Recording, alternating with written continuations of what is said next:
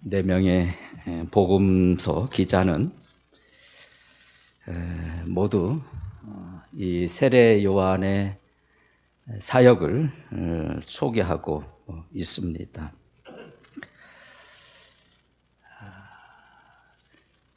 그러니까 사복음서에 이 세례 요한의 사역을 다 기록하고 있다라고 하는 겁니다. 그만큼 세례 요한의 사역은 상당히 의미가 있는 그러한 사역이었음을 우리가 좀 또 보게 되는데요. 특별히 세례 요한은 그리스도의 그 선구자로 구약에 예언된 그러한 자였습니다. 오늘 본문에서도 그 사실을 이렇게 밝히고 있습니다. 그래서일까 우리 예수님도 이 세례 요한을 참 칭찬을 아끼지 아니하셨는데 그를 켜서 비치는 등불이라고 그렇게 말씀하시기도 하셨고, 또 여자가 낳은 자 중에 세례 요한보다 큰 이가 일어남이 없도다 하실 정도로 우리 예수님도 이 세례 요한에 대하여 그렇게 칭찬을 하셨습니다. 여하튼 세례 요한의 이 출현은 그 당시에도 참 범상치 않았다 하는 것을 우리는 말씀을 통해서 볼 수가 있습니다. 그의 삶이나 그리고 그에게서 나오는 이러한 외침들 그리고 가르침은 마치 참 메시아를 떠올리게 하는 그러한 아주 범상치 않은 이런 모습이었습니다. 5절에도 보면 이렇게 기록이 되어 있지요. 이때 예루살렘과 온 유대와 요단강 사방에서 다 그에게 나와 자기들의 죄를 자복하고 요단강에서 그에게 세례를 받더니 참 세례 요한의 그의 그 삶은 특별히 그가 입은 옷차림을 보더라도 그리고 그가 먹은 그 음식을 우리가 볼 때에 아주 경건하고 아주 청빈한 그런 삶을 추구했다고 볼 수가 있습니다. 그래서 참 그의 그 외침은 많은 사람들에게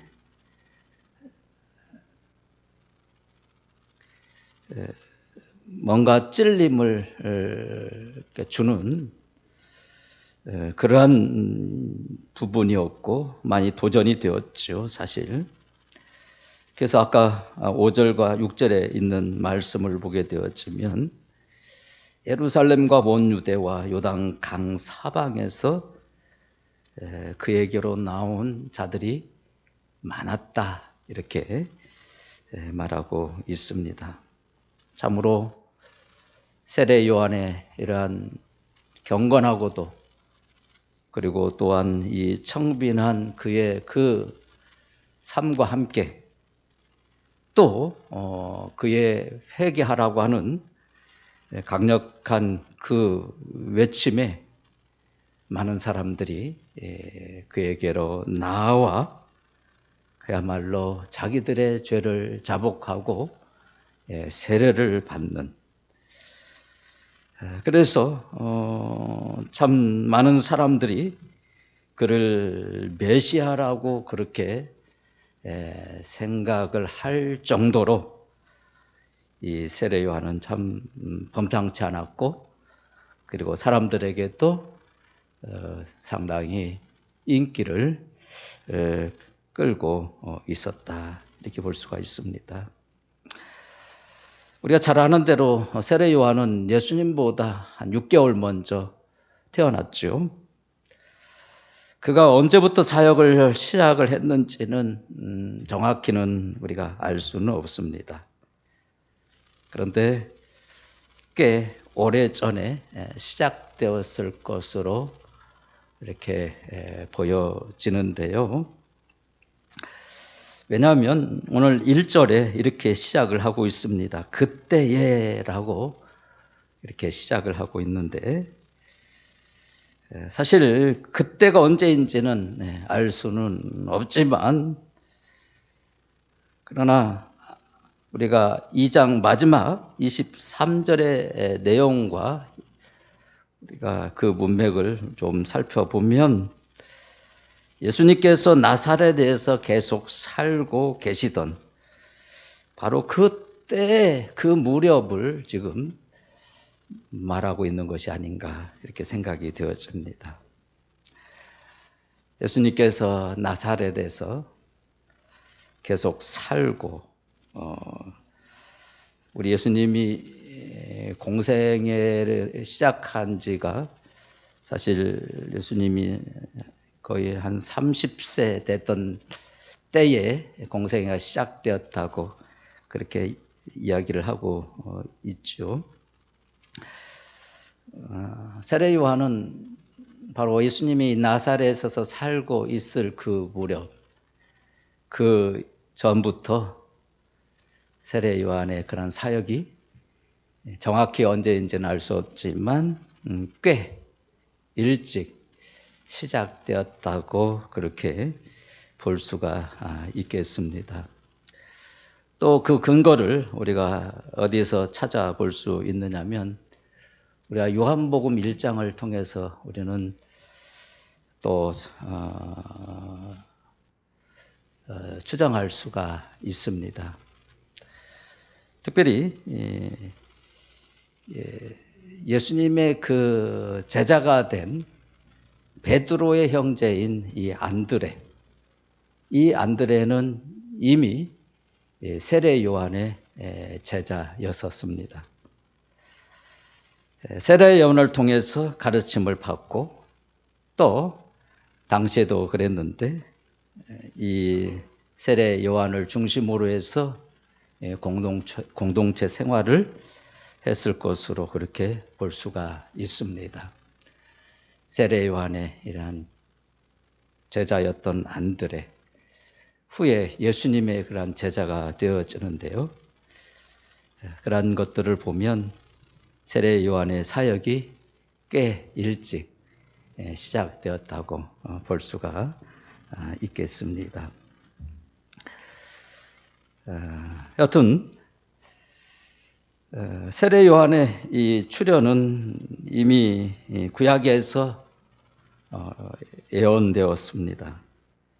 이사야서 40장 3절에 오늘 3절에 마태가 인용하고 있는 그 말씀을 통해서 우리가 또 알 수 있고, 또 말라기서 3장 1절이나 또 4장 5절에 거기에 엘리야라고 하는 이름으로 등장하는데, 그 엘리야는 곧 이 세례 요한을 가리키고 있습니다. 400년간의 긴 침묵을 깨고 세례 요한은 그야말로 이 구약의 마지막 예언자로 이렇게 사역을 시작함과 동시에, 또 어찌 보면 신약의 첫 예언자로 이렇게 나타나서 사역을 하고 있다 볼 수가 있겠습니다. 그래서 오늘 1절에 보면 그는 유대 광야에서 활동했다는 것을 알 수가 있습니다. 유대 광야, 여러분들 아마 혹시 성경책을 가지고 계신 분들 그 맨 뒤를 보면 팔레스타인 그런 지도가 혹 아마 나올 겁니다. 그 부분을 한번 찾아보시면 이 유대 광야가 어디에 있는지 조금 알 수 있을 겁니다. 사실 지도를 봐도 정확히 어디인지 모를 경우도 있을 수 있는데요. 그래서 여러분들 한번 성지순례를 다녀오는 것이 훨씬 더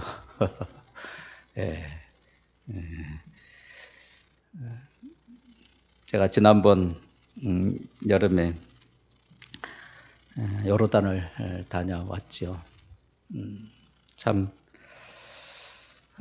요르단을 그때 다녀온 그 경험이 얼마나 성경을 보는데 도움이 되는지요. 여러분 유대 광야 하면 생각나십니까? 요르단하고 사실 유대 광야 바로 강을 끼고 있기 때문에 뭐 기후나 큰 차이 없지요. 유대 광야는 사실 높은 산지로 되어 있습니다. 저도 직접 유대 산지는 가보지는 않았지만 이 요르단에서 보이죠. 그리고 우기와 또 건기로 나눠지고 그래서 대략 해발 한 800여 미터의 높은 산지로 되어 있어요. 유대 광야가. 그래서 우기 때는 그래도 풀이 그리고 새싹들이 나오죠. 그래서 푸른 이렇게 초장이 형성이 됩니다. 그러나 건기가 되게 되면 그야말로 풀 한 폭이 보이지 않는 아주 황량한 그런 산지로 변하게 되어져요. 바로 이 유대 광야, 유대 산지죠. 사실 정확히 말하면 그 높은 산지 상당히 마을로부터 떨어져 있는 그 곳에 세례 요한은 이런 공동체 생활을 했을 것으로 보였습니다. 당시에도 여러 이러한 공동체 생활이 역사적으로 이렇게 밝혀졌기 때문에 그렇습니다. 여튼 이 유대 광야와 그리고 요단 그 계곡을 중심으로 해서 세례 요한이 활동했다고 볼 수가 있겠습니다.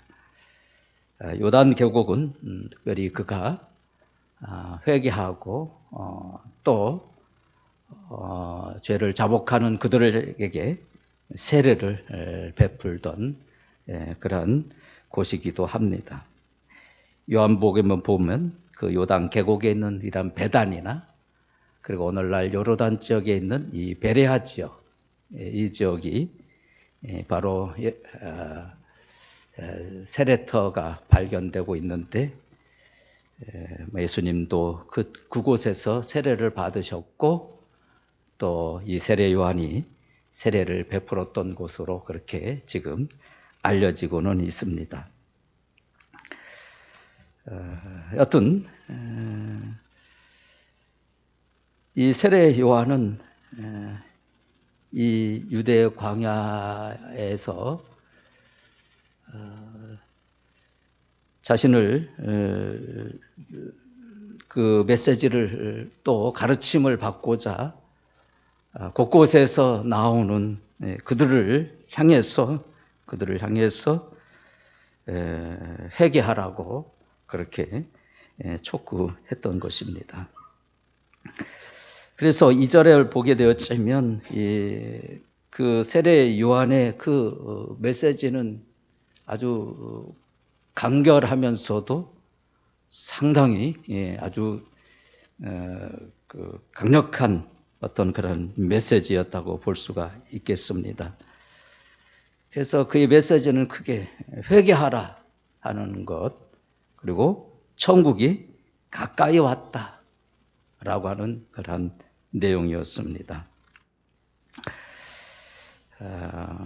당시 유대인들은 오늘 구절에도 이렇게 나와 있듯이 특별히 유대인들은 그 중에서도 이 바리새인들이나 이 사두개인들 대부분이 그들은 아브라함의 그 자손이면 또 할례를 받으면 당연히 그냥 천국에 들어가는 그러한 것으로 그들은 그렇게 또 믿었고 그렇게 또 이해를 하고 있었습니다. 그러다 보니 그들은 온갖 여러 가지 죄악들을 범하고 또 행하곤 했습니다. 그러니까 자기들이 구원받는 데는 아브라함의 자손이기 때문에 할례를 받았기 때문에 큰 어려움이 없다. 이런 사고를 가지고 여러 가지 이러한 죄악들을 행했던 것이죠. 아까도 말씀드렸지만 말라기 이후 거의 한 400여 년 동안 사실 그 긴 그런 침묵 속에 하나님의 이러한 그런 말씀이 나타나지 아니했던 것이죠. 그런데 어찌됐건 이 세례 요한이 그들의 그 죄악됨을 보고 회개하라고 그렇게 외치면서 나아갔을 때에 참으로 이 세례 요한의 이 메시지를 들은 자들 중에 오늘 본문에도 그렇지만 다 그렇지는 않죠. 하지만 그야말로 자기 죄를 회복하고 자기 죄를 자복하고 그야말로 하나님의 나라에 참여하고자 하는 그러한 자들이 있었다라고 하는 거죠. 바로 그들에게 세례 요한은 세례를 물 세례를 베풀어 주었고요. 하지만 오늘 7절에 보게 되었지만 이 바리새인들과 이 사두개인들은 세례 베푸는 대로 세례 요한에게 나아왔지만 그러나 그들을 향해서는 세례 요한이 이렇게 저들을 향해서 외칩니다. 그렇게 선포하죠. 독사의 자식들아, 독사의 자식들아. 그들은 바리새인과 사두개인들은 세례 요한에게 나오면서 자신들의 그러한 그 죄를 자복하기 위하여 나오는 그러한 자들이 결코 아니었습니다. 그들은 어찌 보면 세례 요한의 그 가르침에 반론을 제기하며 또 이의를 또 제기하면서 이 세례 요한의 이러한 사역을 방해하고자 했던 그런 자들이었을 겁니다. 세례 요한은 그들을 향해서 참 아주 매섭게 외치죠. 독사의 자식들아. 이것은 바로 아담과 하와를 유혹했던 뱀의 자손들이라고 그렇게 저들을 향해서 상당히 참 거친 표현으로 그렇게 저들에게 지금 외치고 있는 것입니다. 분명 세례 요한의 이러한 그 외침에는 상당히 이러한 저항과 또 그들로부터 심한 어떤 그런 학대도 없지 않아 아마 있었을 겁니다. 특별히 세례 요한에게 나아가는 그런 자들을 막았을 것이기도 하고 그에게 나가지 못하도록 또 막으면서 어찌됐건 세례 요한의 이러한 가르침이 잘못된 가르침이라고 그렇게 또 저들은 속이면서 거짓말하면서 많은 사람들을 가지 못하도록 그렇게 했을 겁니다. 여하튼 세례 요한의 참 그들을 향한 그 외침은 상당히 귀에 거슬리는 그러한 것이기도 했어요. 그러나 이러한 직설적인 또 귀에 거슬리는 그러한 말이긴 하지만 그러나 참 이 메시지를 정말로 하나님의 말씀으로 받아들이고 정말로 회개한다고 한다면야 진정 이 하나님의 나라에 참여할 수가 있게 되어지는데요. 그런데 그렇지 못했던 것 같습니다. 그럼에도 세례 요한은 계속 이야기를 하죠. 누가 너희를 가르쳐 임박한 진노를 피하라 하더냐. 그러므로 회개에 합당한 열매를 맺으라고 그렇게 외칩니다.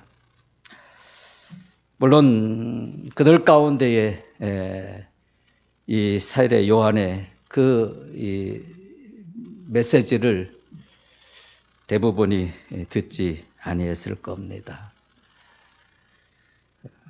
하지만 세례 요한은 오늘 3절에도 있는 것처럼 그는 주의 길을 준비하는 자로서 그리고 예수님이 오실 길을 곧게 하는 그러한 자로서 그는 그들이 듣든 아니 듣든 이러한 비록 귀에 거슬리는 한이 있다 할지라도 하나님의 이 복음의 메시지를 전하고 있는 이 세례 요한의 모습을 볼 수가 있습니다. 참으로 세례 요한은 오늘 3절에 있는 바와 같이 그는 마치 왕보다 앞서 가서 백성들에게 그의 당도함을 선언하는 그러한 메신저로서의 그러한 역할을 지금 하고 있고 또 마태는 그렇게 또 부각시키고 있습니다. 또 뿐만 아니라 동시에 길을 닦아 그 왕이 행진하기에 적절하도록 하는 그러한 사명을 받은 자로 지금 이렇게 부각시키고 있습니다. 세례 요한은 바로 이러한 사역을 지금 감당하고 있는 것입니다. 언제인지 알 수 없지만 때가 되매 예수님께서 이제 공생애를 시작하게 되시는데 그에 앞서서 세례 요한은 이렇게 회개를 촉구하고 그리고 천국이 가까이 왔다라고 저들에게 선포함으로 인해서 바로 그 천국에 들어가는 데 있어서는 반드시 바로 이 회개가 뒤따라야 될 것임을 말씀을 하고 있는 것이지요.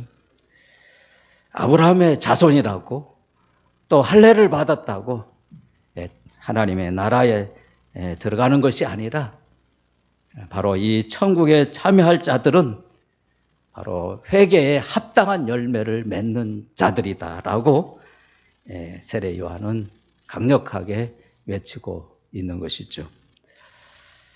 이것이 저와 여러분들이 저와 여러분들이 외쳐야 할 이러한 복음의 내용인 것입니다. 여러분, 하나님의 나라 천국이 가까이 오고 있습니다. 물론 이미 왔다라고 그렇게 말씀하기도 하지만 또한 천국이 가까이 오고 있습니다. 그것은 곧 예수님의 재림을 이야기하는 것이죠. 특별히 우리는 세례 요한처럼 우리는 주의 길을 준비해야 되고요.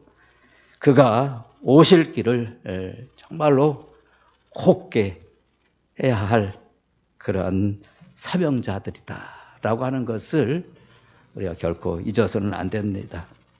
그래서 우리 세례 요한처럼 그래서 물론 이 복음을 이 바리새인과 서기관들처럼 사두개인들처럼 아마 듣지 아니할 거고 또 거부할지도 모르겠습니다. 혹은 또한 그러한 그 외침에 저들이 다가와서 학대하고 또 핍박할지도 모르겠습니다. 그러나 이것이 바로 주의 길을 준비하는 또 그가 오실 길을 곧게 하는 그러한 메시지라고 하는 것을 우리가 기억하고 우리도 동일하게 회개하라 천국이 가까이 왔다라고 외쳐야 됩니다.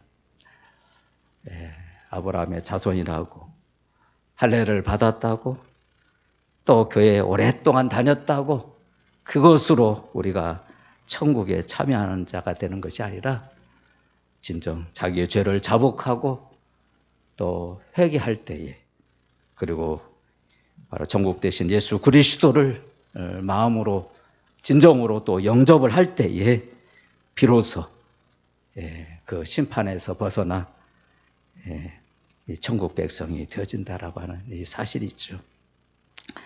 오늘 세례 요한은 우리에게 바로 그 점을 다시 한번 또 깨우쳐 주고 있습니다.